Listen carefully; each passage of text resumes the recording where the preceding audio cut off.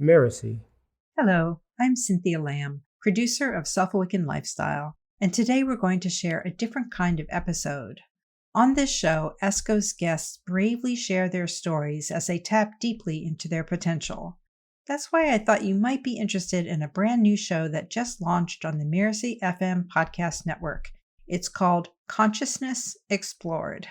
To give you a taste of it, we're running an episode right here in the Self-Awakened Lifestyle feed.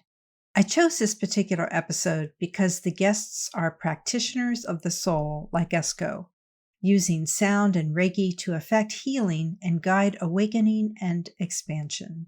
Make sure you listen to the very end to hear Megan's entrancing song. If you like what you hear, please find Consciousness Explored on your favorite podcast player and subscribe.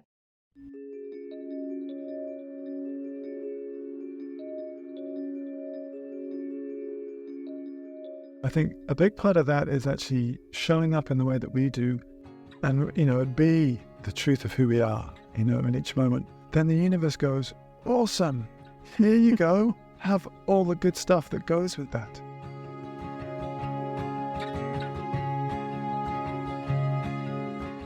Hello, and welcome to Consciousness Explored, where we delve into the mysteries of the human experience and the nature of consciousness. I'm your host, Melissa Deal, and I look forward to continuing our journey today. Each episode of Consciousness Explored features engaging and thought-provoking conversations with leading experts in psychology, neuroscience, spirituality, and philosophy. We'll be diving deep into topics like the relationship between the brain and consciousness, ways to expand our consciousness, and the impact that our understanding of consciousness has on the quality of our daily lives. On today's episode, we have Megan Selby and Olivier Maxted, gifted musicians and sound healers. Sound healing might seem to some as a relatively new phenomenon that is rapidly gaining in popularity, but it's actually an ancient and varied healing modality that dates back at least 8,000 years, according to some Sanskrit texts. And the practice of sound healing has been a part of many cultures handed down generation after generation.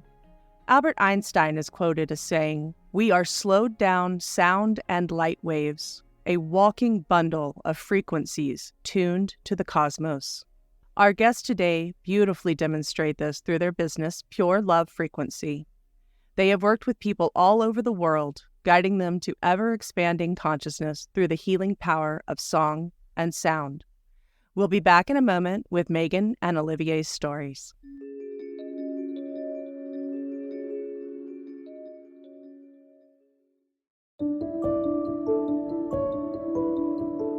Sound has been such a big part of my own awakening experience in the way that it's allowed me to get to places that I didn't get to just through meditation. There was something really key in the way that sound has always been a part of my life and the way that it came in, especially with the didgeridoo. So when I was growing up, I lived in Wales, where I was born, and also would go to France every summer to be with my family. And there was always music around, and I loved how music brought people together. I loved how if there was songs being sung, people would join in and we'd all feel just so connected in the song. My father brought us up going to church, and I loved that connection. I just felt really loved. My parents were very loving, and some of my family were spiritual, some weren't. It didn't matter, I was just loved for who I was. And I think that was a really key, bedrock for me, knowing that I was always loved. And knowing that, I think anything was allowed, it was just like, okay, I know I'm loved, so what else is there in the world, Knowing he was loved, supported, and free to find his own way, Olivier set off to university and began exploring new cultures and beliefs, such as Taoism and Buddhism. He became intrigued with a particular concept that Buddhism was actually the science of the mind, and thus began exploring consciousness through the lens of these ancient teachings. Olivier remained open and eager for more. He had always wanted to visit Australia, where his uncle lived. At the age of 26, he did just that, and everything he knew about the world shifted. The energy of the land was so strong, and the ocean was so powerful. Oh wow, I just had to really surrender to the experience of just being in this incredible place. And I was teaching high school at the time, languages, and living in this little hippie village in the hills where my uncle lives. place called Nimbin. I followed a meditation practice for a while because that really called to me. And then a friend of mine said, hey, you should go and see this Reiki master who lives in the rainforest. And he did a treatment for me, and I just felt so light. I felt like all this bag of troubles that I didn't even know I'd been dragging behind me was just cleared and released.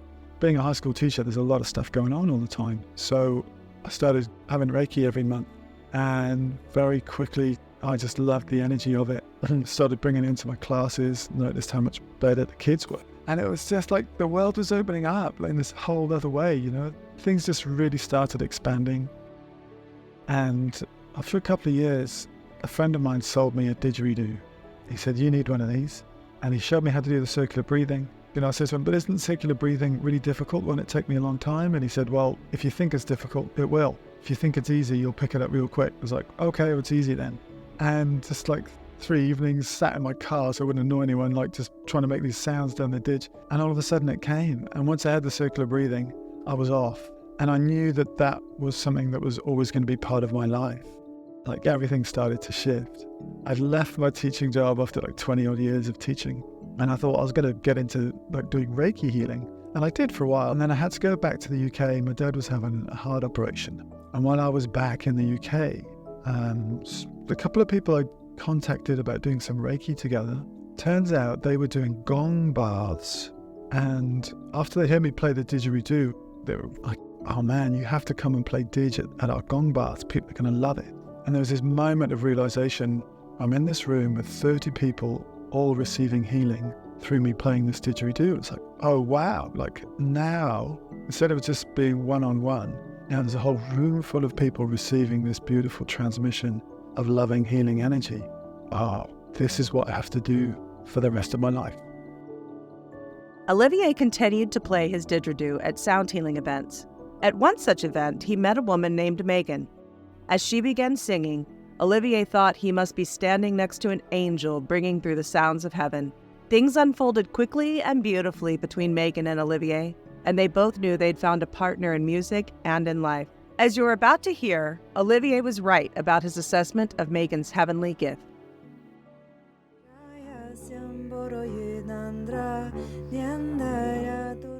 I feel like the song has always been in me. I feel like the connection's always been there. There are a couple of things that I used to do as a child. One was when I was really tiny, I'd go and like squeeze in between my mum and dad in bed. And I remember singing just really quietly, really high pitch, and I'd have just tears streaming down my face. And it just felt so good. And I remember there were years through my teenage years that I was in a very sort of deep vortex or something. Like it just felt very deep and very unresolved, and like I couldn't really resolve it with anyone. It was just like within me, like I couldn't unravel it. The sea has always been massively important to me. I think it always will be. I feel like part of me is kind of like stops existing when I'm away from the sea. I remember going out to this particular area on the Atlantic Ocean and just saying like, I'm here, like I'm committed to the truth. I'm committed to just living the truth. Just like show me. And I just remember like feeling it like in my bones and making the decision to really listen to my intuition and like be completely dedicated to my intuition, because anything else just got me confused and muddled and I didn't know like what direction was what if I wasn't like really attuned to that navigation system. So I think that kind of carried on, like that kind of feeling of that depth that couldn't be met. Like I didn't find a meeting place for it for a long time. And then there was a point where something just clicked. Like over a weekend, I was like, I'm going to do this. I'm going to this 5-day retreat with a teacher called Chloe Goodchild, who is the founder of The Naked Voice in the UK. And there was a chanting session and I went and it was just like, oh my God, I know this. This is my home. Like I was just absolutely like just in complete surrendered delight. Like it was just the best thing. So I started going to these retreats with Chloe and it kind of all came together for me because I had been expressing all this stuff through my voice. And I went and delved deeply into Chloe's work, which really gave me these strong foundations through traditional practices that I still do. That's still a core practice of mine that it just feels so good when I go into it. And also mantra, singing mantra, Sanskrit. And having that scaffolding to just completely let the freedom flow in whatever way it wanted to. And I have this space that's safe now to create and just let go. And it took me into a really deep space of listening, such deep listening. And that's really laid the foundation for everything that I do now, especially with the work that I do, whether it's with individuals or many people. Like that deep listening creates the presence for everything that happens with the sound.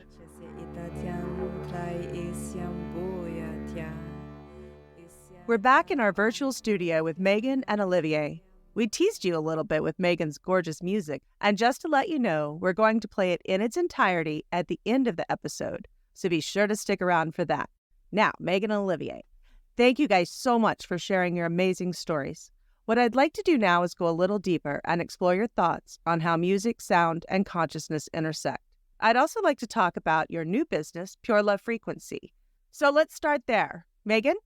Well, Pure Love Frequency was kind of born, was it earlier this year? End of last year. Prior to that, we were under the auspices of the sound bath healing, which is what I'd begun back in Brisbane in 2012. And it was amazing for Ollie, and it was amazing for us, like as a vehicle for us to begin our journey. But that, it was evident for me that it was never the vehicle that was going to really take us all the way. And so Pure Love Frequency was born really from us just staying open and knowing that there would be change coming. Yeah, it's really opened up new opportunities and brought a whole lot of new people in. People really resonate with this energy of Pure Love Frequencies. And I think for us as well, Pure Love Frequency just allows us to be completely in our innocence, in our playfulness, in our sensuality, all of it. It's all Pure Love Frequency. And whether it's the sound or whether it's mentoring or whether it's a collaboration with a dancer, whatever it is, it's all Pure Love Frequency. Yeah. And I think it's very much a reflection of our individual journeys and our journeys together as well. And that, when we got together the first few years, there was a lot of healing. There was a lot of stuff to to love and bring back to wholeness, and sort of more and more that let go, and we came into more and more of a space of being able to expand then. And it showed up in the places that we were living. At first in Cornwall where we lived, it was a converted pigsty. It was tiny. There was a hilarious moment where Ollie turned up. We had a car between us, wasn't it? And it was my old Nissan Micra, which is tiny. Ollie's 6'4", and I was looking out the window at him one day, and I was just like, "This is ridiculous. What are we doing? We're crammed in this tiny house. There's this really tall guy unfolding himself to get out of his car, and we need to spread our wings.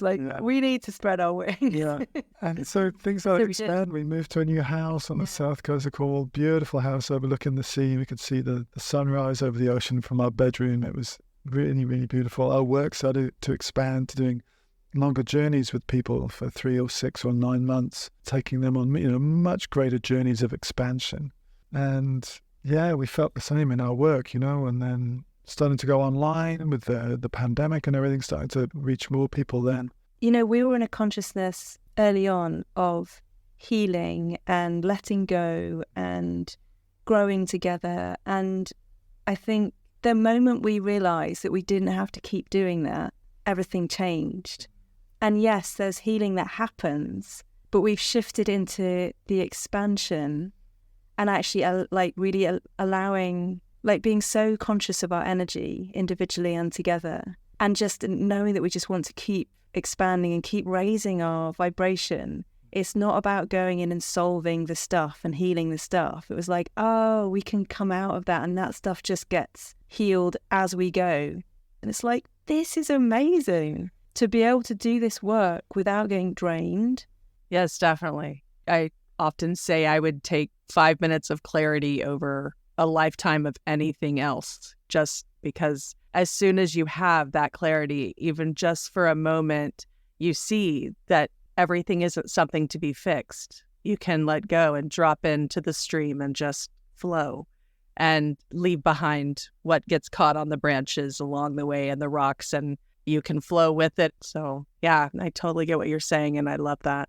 I agree, Melissa. And I think a big part of that is actually showing up in the way that we do like to be of service, but actually like to be true to ourselves, like to show up in presence. Yeah, I like that. And, and be the truth of who we are, in each moment.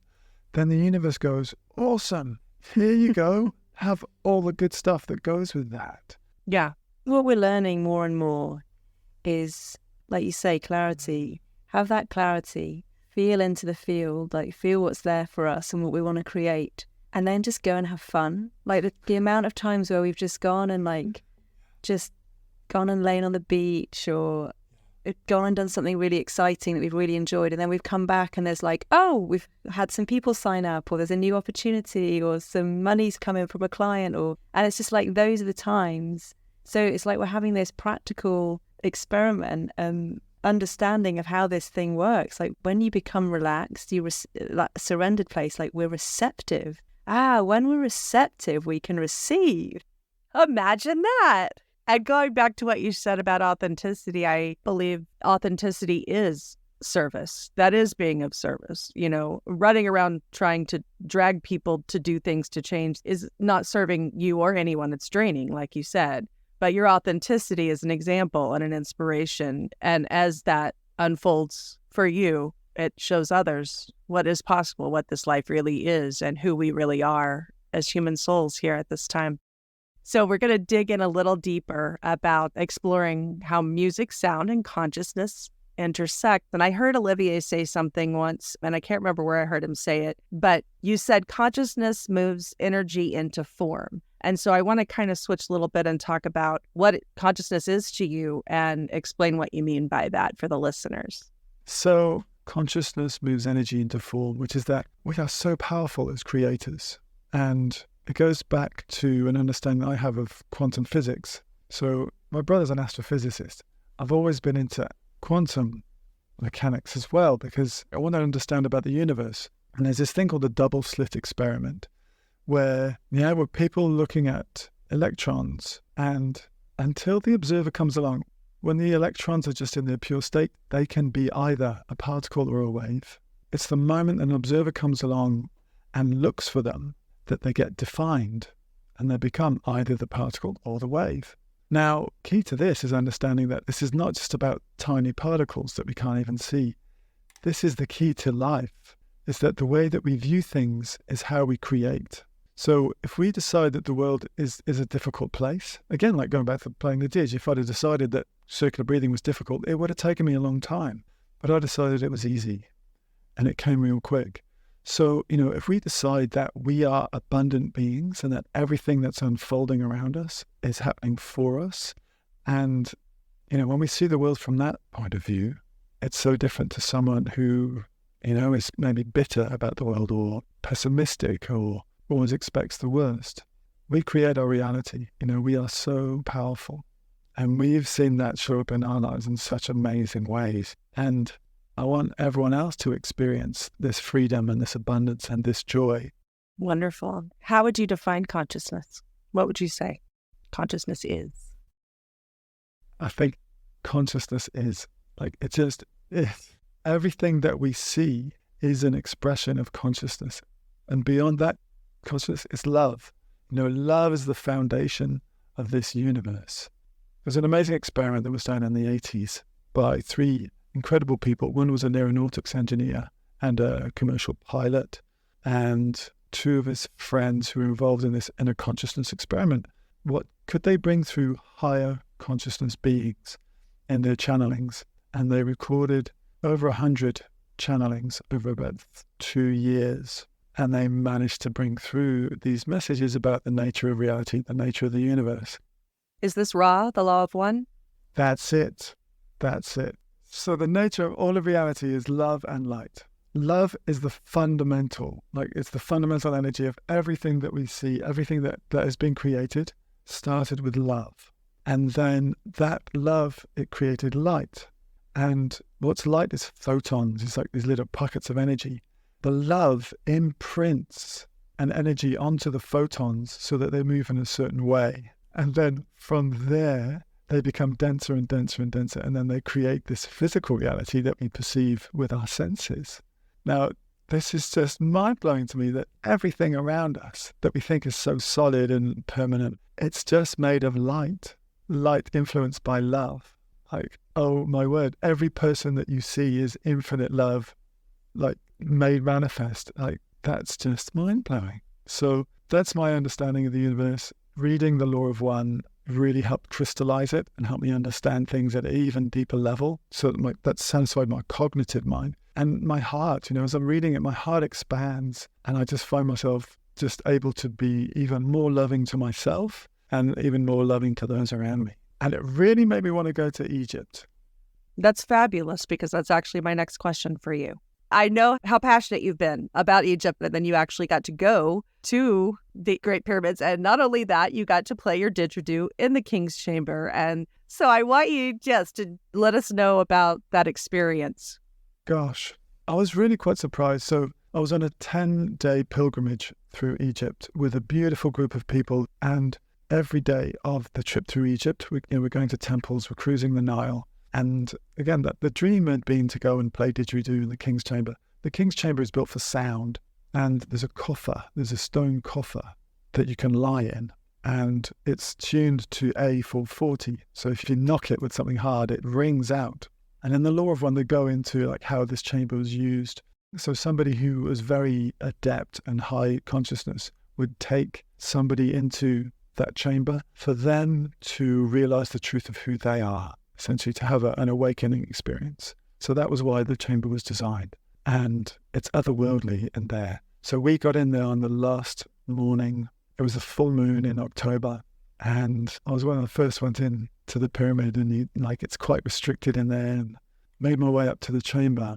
It's very humid, and our group started to come in. And I just started playing the didge. And it felt really nice, but it wasn't like, oh wow. You know what I mean? It was just like, this had been the whole impetus for the trip. And here I was doing it, and it felt good, but it was just like, ooh, there's more coming. And all of the group came into the chamber, and then we started to take it in turns. People were getting into the coffer, and as a group, we were chanting the Om just 2 or 3 times for people to receive the Om, the sacred syllable, and people were getting out. Some people were quite affected, and some people weren't. And I was one of the last ones to go in. And as I lay in that coffer, and I could hear the Om around me, my consciousness expanded. My whole body levitated up. These Kundalini awakenings that just took me into this incredible place of bliss. My whole body moving, just bliss flowing up through my spine, into my brain, and then just out. Like my awareness expanded out to the universe itself, and I was just, it was really, really quite an amazing experience. Something interesting that happened as well when Olivier actually played didgeridoo in the King's Chamber. He would have been in there at my time, like 4 or 5 a.m. I woke just naturally, and I just had to get up, and I just sat on the sofa and tuned in, and I sang at the same time that Olivier would have been playing. Like the images and the journey that I went through, like just sitting on the sofa, connecting in with that. The experience with Olivier being there physically was really quite incredible. I've also been attuned to Seishin Reiki, which is an Egyptian Reiki. And when I knew I was going to Egypt, it was like, oh, this Egyptian energy started to come through really strongly. Reiki is it's a really pure, clear energy, and it's so powerful. Whenever I do attunements for people, whenever I bring that energy through, it's always had really profound effects for people. Wow. Well, it seems like Reiki is still a big part of what you do. So do you do that in your one-on-one? Do you still do that? Yeah, it has very much evolved. We even call it pure love frequency Reiki now, because it has that foundation of the original traditional Reiki, but there's so much more that comes through now. And, for me, Reiki now seems to be, it's a key to understanding the universe and living that. I did want to ask you, Megan, if you could explain what your view of consciousness is, how you define consciousness, and then also how that relates to the language that you bring in, the light language or star language that you channel. Yeah. As Olivier was talking and saying those words, light and love, and I was just feeling how there's so many words over time that become like words that everybody uses, but they're not really felt. And I just wanted to point to this for a moment, because light and love can just sound like the thing that people say and doesn't really mean much. Yeah. And I just wanted to really bring the hugeness of what light and love truly are. And perhaps that feeds into the question of what consciousness is for me. Because I often, when I want to really feel what a word means, because, every letter, every word, and then broken down, every letter has a vibrational signature, has an effect on us. It's not just a mode of communication. It's so much deeper than that. It has roots and it has wings. It's kind of a nice way of putting it, perhaps. And so when I feel light, when I feel that word now, light, it's like I can feel these streams of light. And it's like I imagine myself as water and light infusing the water and reflecting off the water and actually having a real imagination, visceral sense of light through me. And the same with love, bringing it right down into my heart and into my being, and not just like an out there word that I say, and really feeling when I breathe and I drop into a resting place and a quiet listening place, it feels very loving, and it's like that's where I can access love and come from love. And so for me, consciousness is that. All of us are emitting incredible vibrations all the time. So it's starting to have an awareness of what we want to bring, like what we want to inhabit for ourselves, and what we want to bring, what we want to radiate into the world, what we want to infuse the world with. So if that is more joy, more freedom, more love, more, light, playfulness, innocence, purity, fun, that's all kind of the lightness, to have that sense, to actually feel it through my body and feel it through my energy and just be that.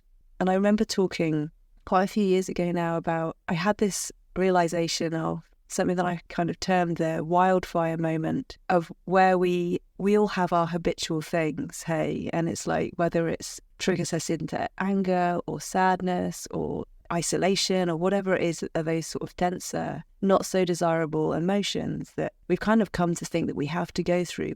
But what I was realizing was that there's these wildfire moments where, for me anyway, if I was conscious, really conscious in that moment, like that moment of clarity, then it would disperse and it would completely change my trajectory. Or I could completely give myself to the wildfire, and within a few minutes and definitely within hours, the whole mountain would be stripped of trees in whatever emotion that might have been. And it would invariably, that kind of wildfire affects other people. It damages other people along the way. It burns down houses and all that sorts of things. But having that consciousness of noticing those little moments, like that moment of frustration or that moment of snapping, it's like, that's my signal to just breathe, come back in, actually experience, feel love as just pure breath, really. That's all it needs to be. And truly come back into my presence. And so I feel that consciousness is presence. I love it. That's really fantastic. Well, I'm going to ask each of you then, as we wrap up here, if there's one thing that you would like to leave listeners with, any piece of advice, anything that relates to what we've been talking here today, consciousness, sound, healing, all that good stuff. If you could say one thing to listeners, what would it be? I feel like the greatest gift that you can ever give is just really to be yourself, really to truly just allow yourself to be yourself and allow your true nature to shine through. Because when you haven't got those filters on, everyone benefits. Absolutely, everyone benefits. And, when we've got those filters on trying to fit in or do the right thing or, get things done on schedule, then it kind of compresses everything and compresses to a point of there's got to be a combustion when things get compressed to a certain point. But if we actually allow ourselves more and more to just release those layers of who we maybe thought we were or who we maybe were told we were, and I suppose in my language, really allow the song of who we are to come forth. That's really all we need. That's really all we need to do, just to be in our presence. And that just gives so much, brings so much. We are all perfect, amazing beings. However we look, and whatever shape we are, whatever language we speak, or whatever. And that is our greatest service to the Creator. The Creator wants to experience itself through us. So let's have the best time that we can. For some people, that means going on amazing holidays. Some people, that means being very loving to their family. Some people, that means cooking delicious food. Whatever it is that lights you up and you feel great about, do that. That's the greatest thing that you can bring to this planet, and realize the truth of who you are as love. as joy, as abundance, as happiness, as light. And be silly when things don't feel right. Yeah, just silliness just cures everything. Exactly right. I'm so grateful to both of you. I thank you so much for coming on. I've had a wonderful, wonderful time. This has been amazing. I love you both. And can you tell us where people can reach you? What's the best way to find you guys and find out more about you, what you do? So you can find us at purelovefrequency.com. Okay, we will get that in the show notes. And again, love to you both. Thank you so much. Such a joy to talk to you today. Thank you so much. I've thought a lot about my interview with Megan and Olivier, and there are a few key concepts that really stood out to me. But before I get into them, I wanted to mention a fascinating book called Sound Medicine: How to Use the Ancient Science of Sound to Heal the Body and Mind by Kurith Chaudhry, MD. The author is a doctor, researcher, and practitioner of sound healing modalities. She shares her own journey along with the science and history of sound healing. It is a fascinating read, and I highly recommend it. Now let's move on. The first takeaway I had was about clarity. Olivier mentioned that the way we view things is the way we create. We don't often consider the important connection between our perception and clarity, but consciously wielding our perception is one of our most powerful tools. Megan spoke of allowing expansion as a way to bring healing and clarity, as opposed to draining our energy trying to clear old wounds and beliefs. Having experienced both, I would have to agree that healing through expansion is my preferred method as well. However, I would say that it is often an option better suited to those who have done a fair amount of base healing. With a stronger foundation of initial healing and awareness, you are more likely to be able to hear and trust your inner voice and follow your inspired ideas. Imagine that each day you sit in a cubicle with a bowl of soup and a butter knife with which to eat it. Everyone around you has the same setup. And though you all complain about it, and you've tried a million different ways to make it work, it always ends up a frustrating mess. One day you're inspired to try to remove the walls of your cubicle. You've never seen anyone try this, and you're nervous that it won't work, and you'll probably be ridiculed for even trying. But you've done some healing work. You've gained a little self-confidence. So you decide to follow the inspiration.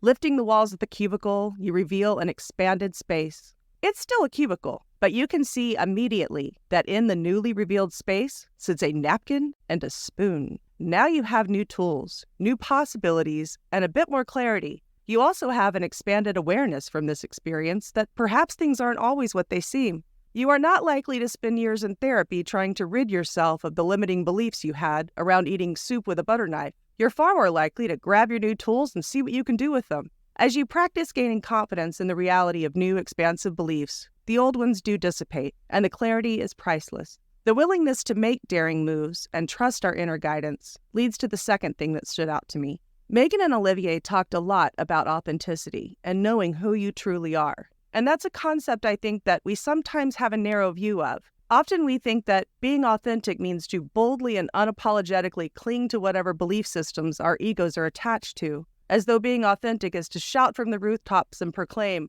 "I am this" or "I am that," fill in the blank, whatever it is. Usually we fill it in with things completely exterior to our true core being. Rarely do we say, "I am love and light," "I am a worthy creator," "I am an eternal soul," or "I am a perfectly adorable fractal of consciousness." That's my favorite. I have found that leaving behind my attachments to labels and identities actually reveals a far more expansive, powerful, and loving true self. I've also found that self to be subtle and knowing, not brazen or combative. Speaking of ego attachments, I loved when Megan talked about wildfire moments. Most of us call them triggering moments. We go to great lengths to avoid our triggers, and even greater lengths to coerce others into avoiding them. That has never worked for me as a long-term solution to painful emotions, and honestly, I've never seen it work for anyone else either. What if instead we embrace these wildfire moments as valuable data instead of vicious attacks? What if we turned our attention to ourselves when we are triggered, instead of to those who pull the trigger? What if we appreciated the opportunity to hone our awareness, choose our own state of consciousness, know ourselves better, and stop the wildfire before it rages out of control or burns more deeply within us? Only we have the power to do that for ourselves. No one else can. If we avoid awareness of those things within us that need our loving attention, we cannot heal and release them. We alone have the power to squelch our own wildfires before they do further damage to us and to those we love. I am an incredibly sensitive person, so this is something I had to work on for quite a while, and I've helped others do the same, so I know it works. It's not easy at first, but it's probably the most healing and expansive work I've ever done. I invite all of you to consider the possibilities of healing through expansion. You could try it now. If you're in a place where you can sit back, relax, and close your eyes, breathe deep into your belly. Focus on your in-breath and out-breath, and notice the space in between. Allow the sound and song to fill your awareness as Megan and Olivier share their gift of pure love frequency.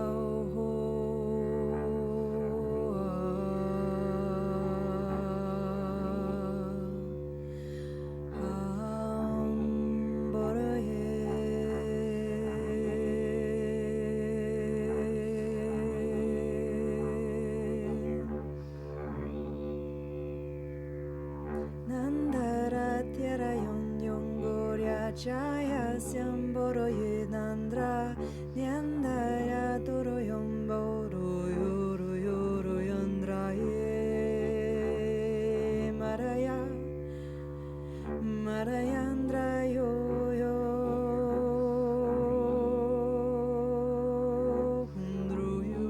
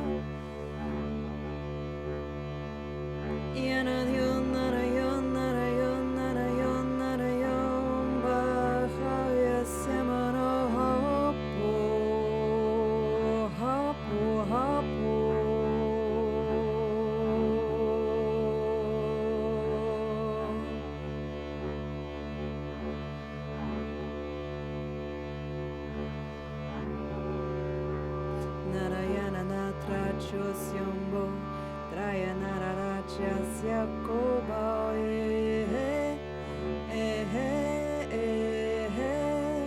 Naranyo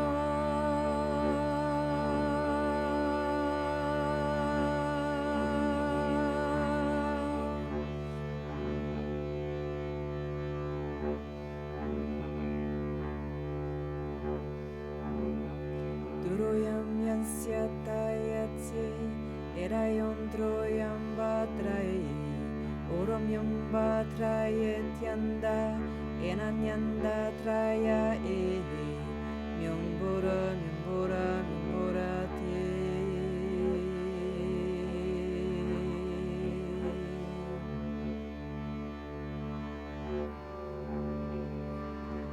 Tongo shama heran yeran yanda.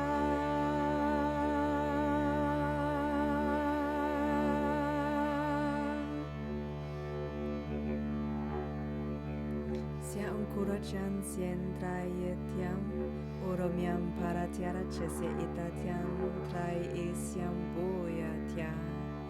Isyata ankurotyana nachiam puyasya Niratyam burajasya itra mumantraye ityasyo Nirachayasyam burityam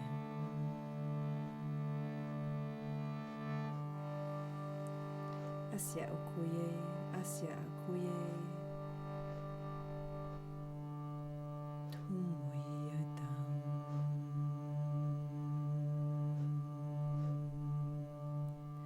Idraya syam yorutaya shasyam dratera chasyam yam kurataye hambao troyasim Andra yuruyanam nyandraya syamam kuratyao eramyandraya syao po Trayasya ikuratyam yosyarata isyasyam yuruta yosyarata yenyanda Imyungora yetsiara yitruyumbao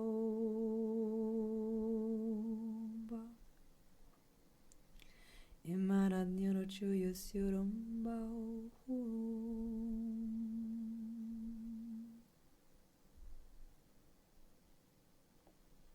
Isyashasyamo utroya chantsiana tekyar chisyuru yamamborotiana chisya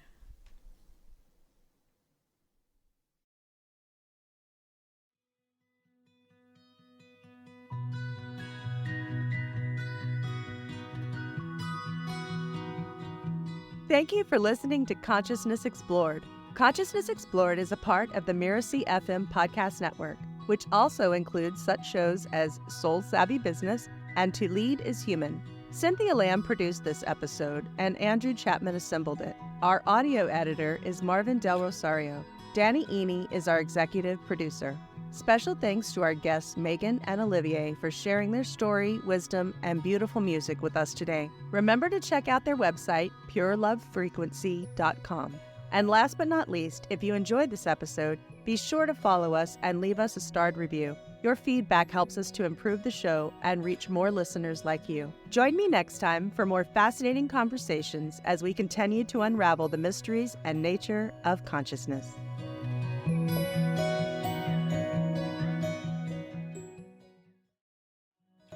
Lovely. Thank you so much for that beautiful gift. Thank you.